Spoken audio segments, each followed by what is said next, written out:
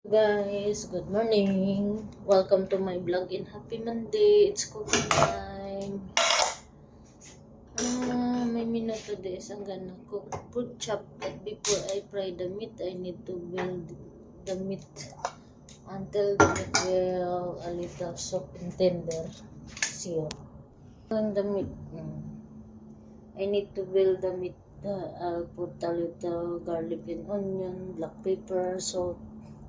But I need to season that again later before I fry it.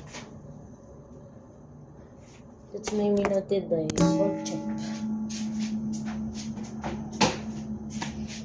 I'm gonna cook baon for the kids in school. This is hash brown.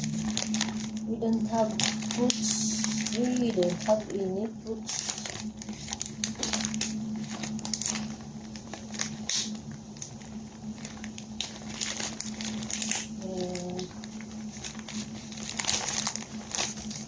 The kids should have fruits every day so that the immune system that is become strong.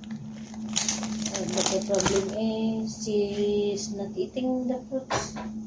That's why she always sick. She always getting sick.